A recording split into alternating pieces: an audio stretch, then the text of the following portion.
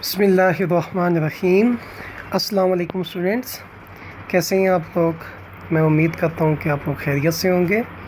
Student, आज का हमारा लेक्चर नंबर 22 है और इसमें हम आज यूनिट नंबर 2 का एक और लॉन्ग क्वेश्चन, जो कि लास्ट लॉन्ग क्वेश्चन है इस यूनिट का, वो हम डिस्कस करेंगे।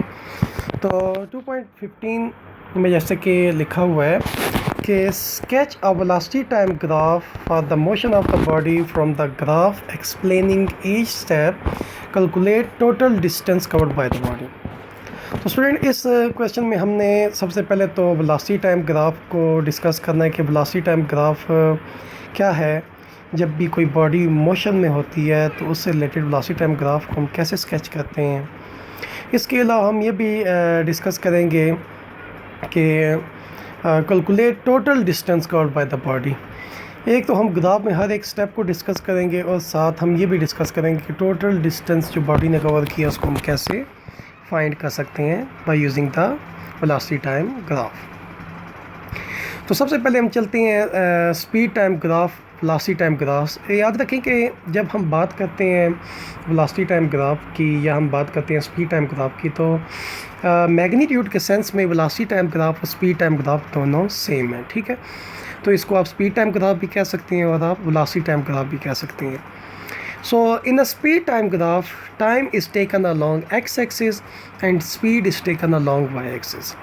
एक बात याद रखें कि स्पीड टाइम ग्राफ में आप टाइम को हमेशा अलॉन्ग एक्स एक्सिस लेंगे, यानी यहाँ पे आप टाइम को लेंगे अलॉन्ग एक्स एक्सिस और जो वेलोसिटी है या स्पीड है उसको अलॉन्ग वाई एक्सिस लेंगे। इसकी रीज़न ये है कि टाइम जो है हमारे पास वो इंडिपेंडेंट क्वांटिटी है, वो किसी चीज़ पर डिपेंड नहीं करती।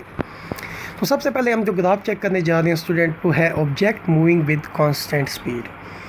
इसकी एग्जांपल आप सिंपली ले सकते हैं कि एक गाड़ी है वो 20 मीटर पर सेकंड की स्पीड के साथ मूव कर रही है किसी भी सर्टन डायरेक्शन में। फॉर एग्जांपल वो टूवर्ड ईस्ट मूव कर रही है, टूवर्ड वेस्ट मूव कर रही है, किसी भी एक डायरेक्शन में आप स्पेसिफाई कर सकते हैं। तो अगर वो 20 मीटर पर सेकंड की वेलोसिटी के साथ मूव कर रही है तो हम कहेंगे कि वो कार जो है वो या कोई भी ऑब्जेक्ट है वो एक ही स्पीड के साथ मूव कर रहा है। So when the speed of the object is constant से 4 मीटर पर सेकंड, ये एस के ऊपर -1 है, ठीक है लीजिए स्टूडेंट। तो मैं कहता हूँ कि कार है और वो कोई भी ऑब्जेक्ट है वो मूव कर रहा है 4 मीटर पर सेकंड की वेलोसिटी के साथ, 4ms-1 है, ठीक है। With time then the speed time graph will be horizontal line parallel to the time axis along x axis as shown in the figure। तो फिर जो हमारा स्पीड टाइम ग्राफ होगा वो कुछ इस तरह होगा, वो along x axis एक स्ट्रेट लाइन होगी, ठीक है। क्योंकि देखें आप गाड़ी को देख रहे हैं, जैसा लास्ट टाइम डिस्कस किया था, 5 सेकंड के बाद भी उसकी स्पीड वही है, फिर 10 सेकंड के बाद, 15-20 सेकंड के बाद भी उसकी स्पीड 4 मीटर पर सेकंड है। तो इसका मतलब ये हुआ कि गाड़ी अपनी स्पीड चेंज नहीं कर रही है, अपनी वेलोसिटी को चेंज नहीं कर रही, तो उसका जो ग्राफ होगा वो एक्स एक्सिस के साथ ही बिल्कुल पैरेलल में एक स्ट्रेट लाइन आएगी, एक पैरेलल लाइन आएगी। So in other words a straight line parallel to time axis represent constant speed of the object. I hope that आपको बात समझ आ गई है। उसके बाद हम चलते हैं स्टूडेंट, दूसरा पार्ट है इसका, object moving with uniformly changing speed, uniform acceleration. अगर किसी ऑब्जेक्ट है या कोई भी कार है उसकी स्पीड यूनिफॉर्मली बढ़ रही है, हमने यूनिफॉर्म एक्सेलरेशन की भी डेफिनेशन पढ़ी है, यूनिफॉर्म स्पीड की भी डेफिनेशन पढ़ी है कि अगर कोई ऑब्जेक्ट इक्वल डिस्प्लेसमेंट कवर करता है इक्वल इंटरवल ऑफ टाइम में तो हम कहते हैं कि उसकी जो वेलोसिटी है वो यूनिफॉर्म है। इसी तरह अगर वो इक्वल डिस्टेंस कवर करता है इक्वल इंटरवल ऑफ टाइम में तो हम कहते हैं कि उसकी स्पीड क्या है, यूनिफॉर्म है। तो जब किसी ऑब्जेक्ट के हम कहते हैं कि जी उसकी स्पीड में या उसकी वेलोसिटी में इक्वल चेंज आती है इक्वल इंटरवल ऑफ टाइम में, तो यूनिफॉर्म कह सकते हैं हम कि यूनिफॉर्म एक्सेलरेशन के साथ मूव कर रहा है, क्योंकि उसकी वेलोसिटी में इक्वल चेंज आ रही है इक्वल इंटरवल ऑफ टाइम में। So let the speed of an object be changing uniformly. In such a case, speed is changing at constant rate. Thus, its speed time graph would be a straight line as shown in the figure. तो आप यहाँ पे student अंदाज़ा लगा सकते हैं कि 5 second गुजरने के बाद उसकी जो स्पीड है वो 2 मीटर पर सेकंड है। फिर उसके बाद 10 सेकंड गुजरने के बाद, ये नेक्स्ट 5 सेकंड के बाद उसकी स्पीड डबल हो जाती है 4। इसी तरह नेक्स्ट 5 के बाद वो क्या हो जाएगी 6।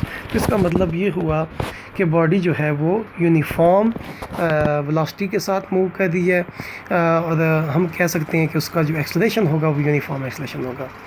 Thus, its speed time graph would be straight line such as shown in the figure. Straight line means that the object is moving with uniform acceleration. Slope of the line gives the magnitude of the acceleration. अब यहाँ पे अगर आप slope draw करते हैं तो आप magnitude of acceleration मालूम कर सकते हैं। फॉर एग्जांपल अगर आप ये पहली वाली रेक्टेंगल लेते हैं, ये वाली, ठीक है, मैं यहाँ पे ड्रा कर देता हूँ आपके लिए।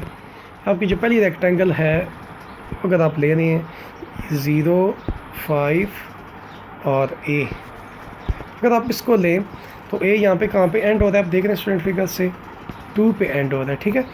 तो यहाँ पे अगर आप अंदाज़ा लगाएं, आप एक्सेलरेशन मालूम करें, acceleration rise divide by run है ना, यानी यहाँ से यहाँ तक का डिस्टेंस राइज डिवाइडेड बाय ये वाला डिस्टेंस रन।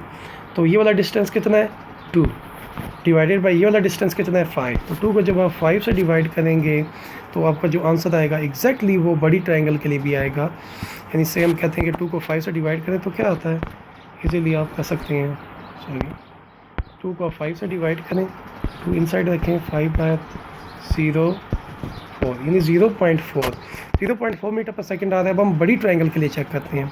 बड़ी ट्रायंगल में राइस क्या है, यहाँ से यहाँ तक ये है 4, तो 4 को किससे डिवाइड करना है स्टूडेंट 10 से, तो एग्जैक्टली वही आंसर आएगा 0.4।